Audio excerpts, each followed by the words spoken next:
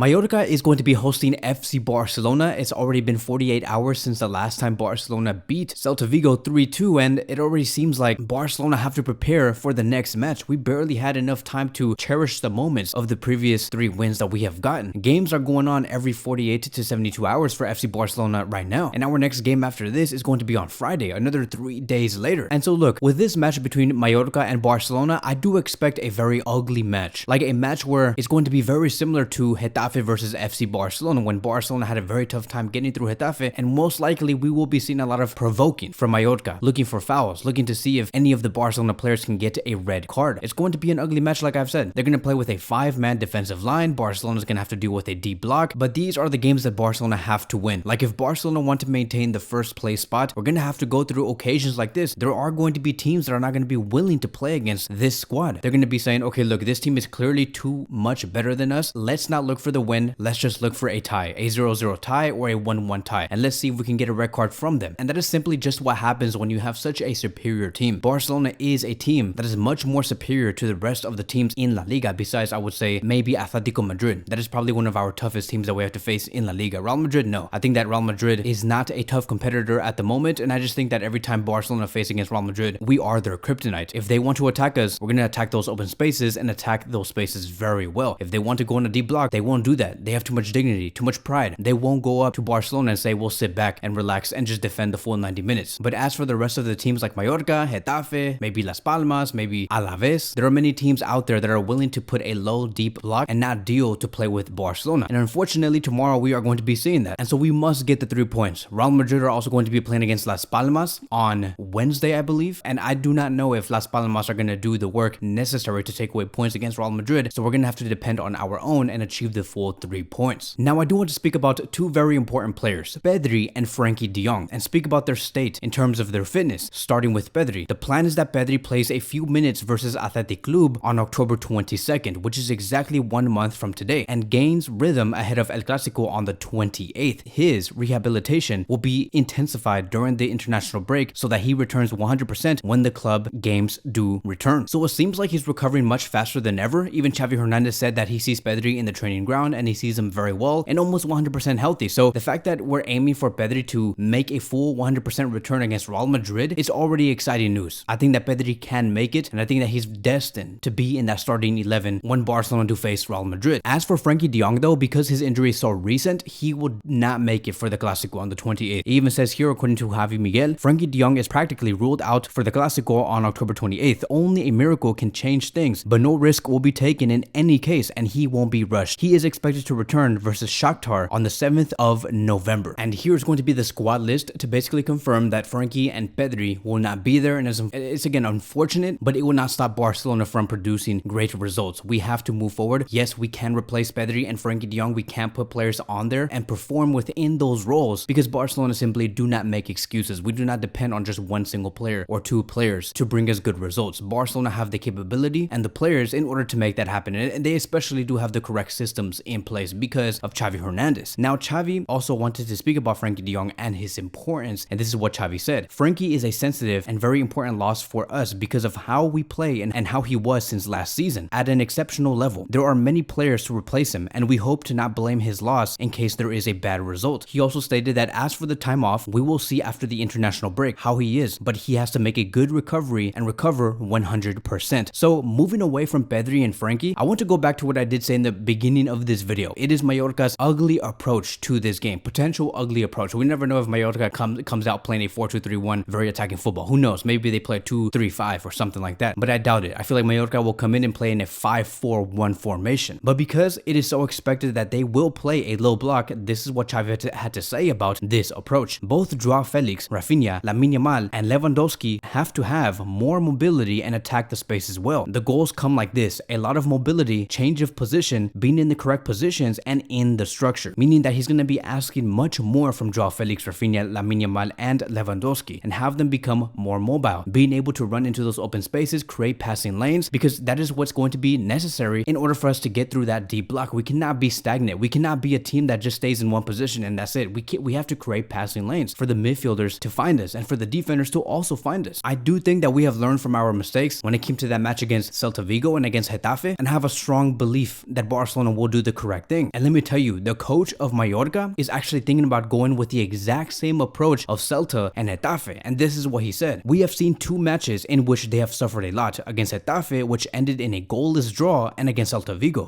who have they trailed 2-0 behind until the 80th minute. We will try to make a plan, even though it is always difficult to stop them. And that is basically him stating that, yes, we're going to try and make a plan very similar to Getafe and very similar to Celta Vigo so we can stop them, right? And it just feels like, right? It feels like Mallorca are not there to gain 3 points and bring a victory to the fans. I feel like they're more there to help Real Madrid to get to first place. That is what it feels like, because if you're not there to win, you're just there to stop Barcelona so you can make them go behind Real Madrid. That is the only thing that you're doing. Any team should be willing to go up to any other team and win the 3 points. But if your intentions is to come there and tie 0-0 or tie 1-1, then you're not there to help yourself. You're there to help another team, and that is, in this case, Real Madrid. And I would also say that this is a good sign for Xavi's Barcelona, because it shows us that Barcelona is doing the correct thing when we have to face a team that actually wants to play against us. We're just too superior. If a team wants to be brave and bold and try to attack us and play very attacking football, Barcelona always ends up on top, which is why Barcelona constantly always have to go through deep blocks. And I think that the more that we face these deep blocks, the better we get into dealing with them, right? We just have more practice under our belt. And it also makes me feel very secure about the Champions League knockout rounds and through the group stages, because many teams in the Champions League are going to be looking to play against Barcelona, not defend against Barcelona. And when a team wants to play against Barcelona, Barcelona know exactly what to do because of our technical ability, because of our IQ, because of the tactics, because of the system, and because of the formation that we play. It's very dangerous. And like we always say, it's going to be very dangerous, but not for us. And so just to give you guys a better idea on what to expect from a opposition that performs a 5-man defensive line and a deep block, this is what a website had to say about its tactics. This means that once the ball has been won by the team in a low block, there is space in behind the opposition, which in this case Barcelona, to counterattack into, particularly down the flanks if the opposition fullbacks have pushed forward. However, because players drop very deep in a low block, the distance the team has to travel to the opponent's goal following a regain is significant, far bigger than when defending in a mid block. Counterattacks from deeper positions require quick and incisive forward actions, be those passes, dribbles, and switch of play, or runs either with or without the ball. They are required good hold-up play from anyone high up the pitch by holding on to the ball and slowing down an attack. Teammates are given time to catch up with play, and that is what we expect coming from Mallorca. We have to read their game well, and we do have to know that most likely they're going to want to counterattack the open spaces that we might leave behind our defensive line. Very similar to what Celta were trying to do against Barcelona. You guys can go watch that tactical review that I made about 2 days ago. So Xavi wanted to add more emphasis on Mallorca's system, and this is what Xavi said. Mallorca is a very strong team physically. They usually play with a 5 at the back, and it will not be easy. Attack better. Make the interiors understand that they must attack spaces. Don't give away much on the counterattack or transition. Play better, fewer touches, high circulation, attack better, and defend better. There is no other secret. So there has been reports coming from Tony Juan Marti. He has stated that Rafinha is set to start tomorrow, and if Rafinha is going to be starting, going based off also what we have heard on how Xavi will be approaching this team against Mallorca and what Mallorca will be doing, I want to see a starting 11 like this. I know that we're probably going to be seeing the starting 11 that you see on the right side, but I want to see something more like what we see on the left side. Having Cancelo, Koundé, Araujo, and Alejandro Balde in our defensive line, Gundogan and Gavi as defensive midfielders, with Joao Felix as a 10, and then our front three is Ferran Torres, Lewandowski, and Rafinha. And I say this because Gundogan is a player that can play as a 6. He's very good in deep areas, and he's able to fill in for the role of Frenkie de Jong, a player that will not be there. And he's great at being the main player in the first phase of the play, and he has shown that multiple times for Man City. The only problem that I do see, right, and I can agree with some of you guys, is that Gundogan would be absent as a number 8, and Gundogan as an 8 is phenomenal, right? He is top class, world class as a number 8, always able to find those key passes inside the box. And so we will be missing that if we place Gundogan as a 6 and play as a defensive midfielder with Gavi. But this is the reason why I place Joao Felix as almost like a 10 and being right between the defensive midfielders and the front three. He must play as